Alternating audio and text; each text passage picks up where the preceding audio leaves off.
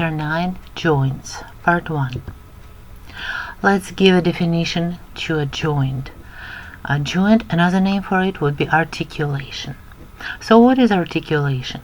It's a site where two bones meet together, or more bones, 3, sometimes 4, meet together, or sometimes it's a bone and cartilage meet. What are those joints for?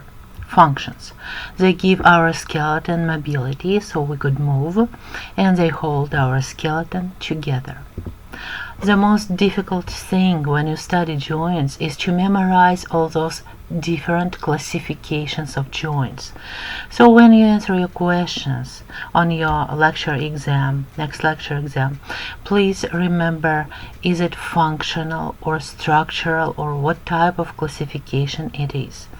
Functional classification of joints, it's either there is a movement between two bones or bone and cartilage. So functional classification is based on amount of movement allowed by the joint. There are 3 types of joints. Synarthrosis, immovable. Where joints are immovable? Bones of the skull in adults. Frontal bone is connected with temporal bone, and temporal bone connected behind there with occipital bone by synarthrosis, immovable joints. Also, bones of the pelvis, ilium, ischium, and pubic bones are connected by immovable joints, synarthrosis. Amphiarthrosis are slightly movable joints. Think about how ribs are connected to the sternum through that piece of cartilage, and when we are breathing, those ribs are moving slightly and that cartilage is bending a little bit. Next example of amphiarthrosis.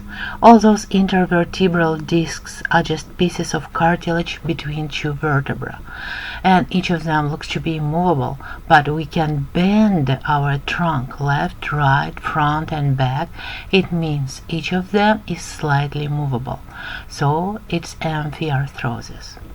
Finally, diarthrosis, freely movable joints.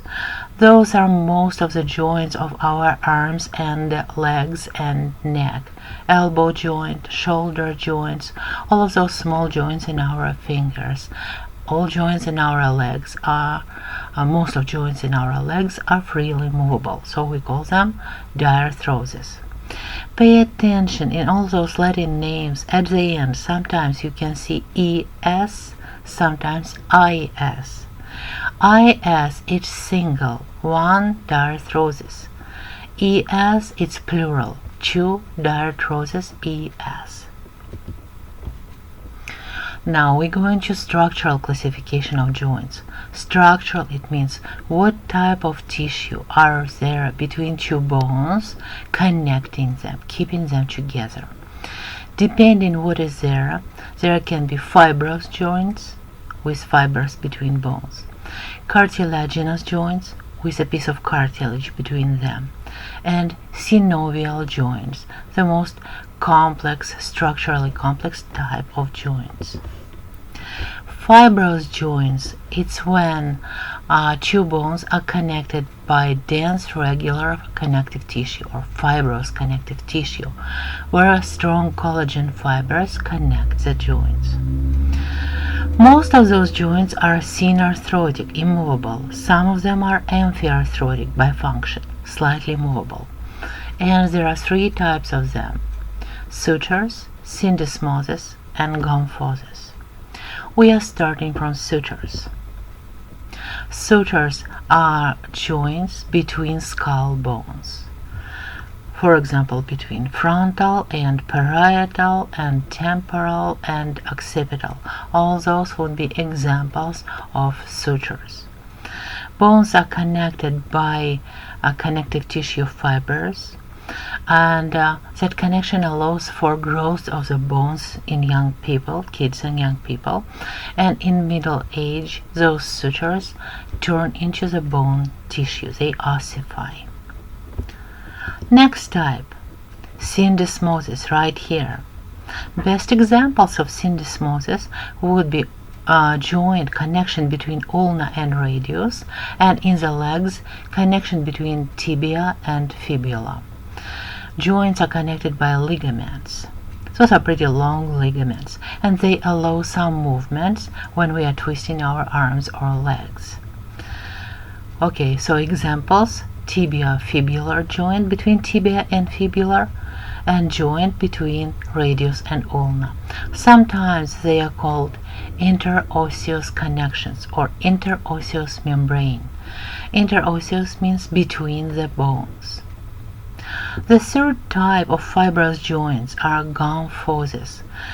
Gomphoses connect teeth to the socket in our maxilla or mandible. Each tooth is connected by special periodontal ligaments, short connective tissue fibers, very strong ones. Can you think a little bit, are they movable or not? Well, normally they are not movable. If one of your teeth is moving, you can touch it and move it. It means something is wrong with that tooth.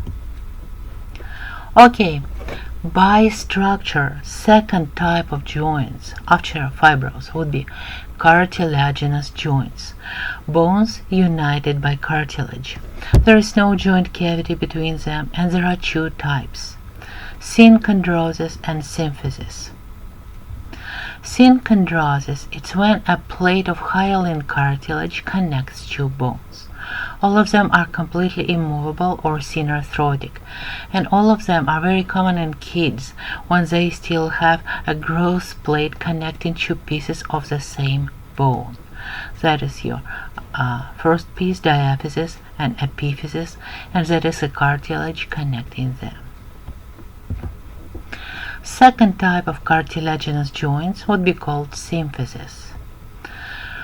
That's where two bones are connected by a tough piece of fibrocartilage, not hyaline, but fibrocartilage. They are strong and slightly flexible. Example: pubic symphysis between two pubic bones, and also intervertebral discs, also made of tough fibrocartilage.